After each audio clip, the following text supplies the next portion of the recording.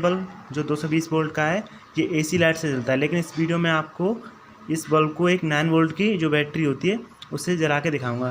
तो इसके लिए जो सर्किट बनाना पड़ेगा वो इस वीडियो में आपको कंप्लीट बताऊंगा किस तरीके से बनाना है। तो नॉर्मल तौर पे फ्रेंड्स हम ये बल्ब 220 वोल्ट जो एसी करंट होता है उससे जलाते हैं। मैं आपको जला के दिखा देता हूँ। इस तरीके से वर्क करता है, लेकिन इस वीडियो में आपको जो हमारी 9 वोल्ट की बैटरी है इससे मैं इसे जला के दिखाऊंगा। वैसे फ्रेंड्स इसे डायरेक्ट इसका कनेक्शन देंगे तो ये बल्ब इससे जलेगा नहीं, लेकिन इन्वर्टर के थ्रू हम इस बल्ब को इस बैटरी से चला सकते हैं। तो इसके लिए एक सर्किट बनाना पड़ेगा जो मैं आपको इस वीडियो में बना के दिखाऊंगा। तो वीडियो को शुरू से लेकर एंड तक देखना, वरना आपसे कोई भी पॉइंट छूट सकता है फ्रेंड्स। तो चलिए इस सर्किट को बनाना सीख लेते हैं। वीडियो स्टार्ट करने से पहले फ्रेंड्स मेरी आपसे छोटी सी रिक्वेस्ट है कि आपने अभी तक चैनल को सब्सक्राइब नहीं किया तो जल्दी से सब्सक्राइब कर दें और साथ में नोटिफिकेशन बेल को ऑल पर क्लिक कर दें, जिससे आपको ऐसी नई नई इंटरेस्टिंग वीडियो मिलती रहे। तो चलिए इसे बनाना सीख लेते हैं। तो फ्रेंड्स इस सर्किट को बनाने के लिए आपको बाहर से कोई भी सामान नहीं लेना है। आपके पास जो ख़राब पुराना मोबाइल चार्जर हो उसमें से आपको इसका बोर्ड निकाल लेना है, और इसमें से आपको जो इसके लिए कंपोनेंट लगेंगे वो इसमें से आपको मिल जाएंगे। मैंने पुराना चार्जर लिया, उसमें से बोर्ड निकाल लिया। तो फ्रेंड्स इस बोर्ड में से आपको ये ट्रांसफार्मर निकाल लेना है। तो चलिए मैं आपको इसे निकाल के दिखा देता हूँ। तो फ्रेंड्स आपको इस तरीके से सोल्डरिंग आयरन की मदद से इस बोर्ड में से निकाल लेना है। इसमें देख सकते हैं फ्रेंड्स एक तरफ 2 लेग हैं और एक तरफ आपको यहाँ पे 2 लेग दोनों साइड नज़र आ रही हैं। तो इस ट्रांसफार्मर के बाद आपको 2 कंपोनेंट और चाहिए, तो मैं आपको बता देता हूँ किस तरीके से कौन कौन से कंपोनेंट चाहिए आपको। इसके बाद फ्रेंड्स आपको एक D882 नंबर की ट्रांजिस्टर चाहिए, और उसके बाद आपको एक 470 ओम की रेजिस्टर चाहिए। उसके बाद आप इसमें 1 किलो ओम की यूज कर सकते हैं। तो चलिए इन तीनों कंपोनेंट से हम एक इन्वर्टर बनाना सीख लेते हैं। तो चलिए मैं आपको इसकी सोल्डरिंग करके दिखा देता हूँ किस तरीके से इसकी सोल्डरिंग करनी है।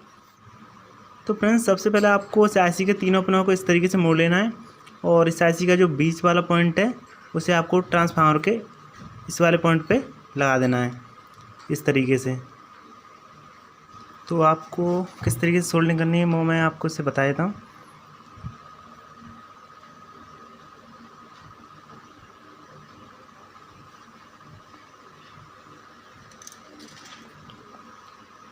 तो फ्रेंड्स इस तरीके से इसका बीच वाला पॉइंट इस पॉइंट पे जोड़ देना है। अब इसके बाद फ्रेंड्स आपको जो हमारी 470 ओम की रेजिस्टेंस है वो आपको इस ट्रांसफार्मर के इन दोनों पॉइंटों पे सोल्डरिंग कर देनी है। किस तरीके से करनी है वो मैं आपको बता देता हूँ। तो वीडियो में बने रहना फ्रेंड्स। तो चलिए मैं आपको इसके जो दोनों पॉइंट हैं वो इस ट्रांसफार्मर पर सोल्डरिंग करके दिखा देता हूँ किस तरीके से आपको सोल्ड करना है।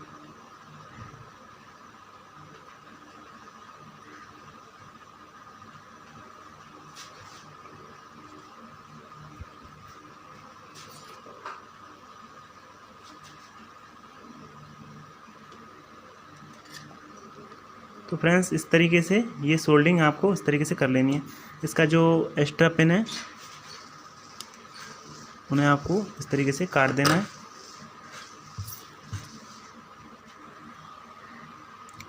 अब इसके बाद फ्रेंड्स आपको एक छोटे से वायर का टुकड़ा ले लेना है, और उसे आपको इस आईसी के इस पॉइंट से लेके आपको इस ट्रांसफार्मर के इस वाले पॉइंट पे सोल्डरिंग कर देना है। तो चलिए किस तरीके से करना है वो मैं आपको दिखा देता हूँ। वायर के टुकड़े को फ्रेंड्स आपको जो हमारा ट्रांसफार्मर है उसके इस वाले पॉइंट पे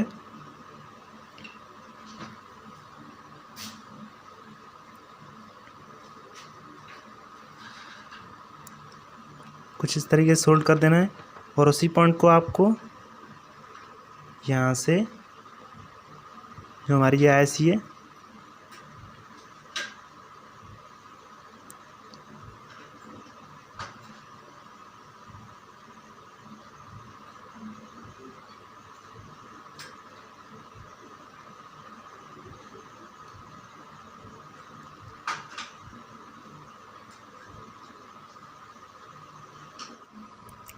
तो फ्रेंड्स इस तरीके से इस वायर को आपको इस आईसी के और इस ट्रांसफार्मर के इस पॉइंट के साथ सोल्डरिंग कर देना है।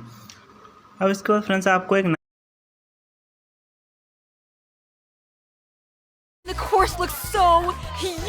और उसे इस ट्रांसफार्मर के इस वाले पॉइंट पे आपको पॉजिटिव देना है, और इस आईसी के इस पॉइंट पे आपको नेगेटिव देना है कुछ इस तरीके से। तो मैं आपको सोल्डरिंग करके दिखा देता हूँ किस तरीके से करना है आपको। तो चलिए फ्रेंड्स, मैं आपको इसे सोल्डिंग करके दिखाता हूँ किस तरीके से आपको इससे सोल्डिंग करनी है। आपको ये पॉइंट है, इस पर आपको इसकी पॉजिटिव जो कनेक्शन है वो दे देना है आपको, और इस आईसी के जो पॉइंट है इस पर आपको जो कैप है हमारा उसका नेगेटिव कनेक्शन दे देना है।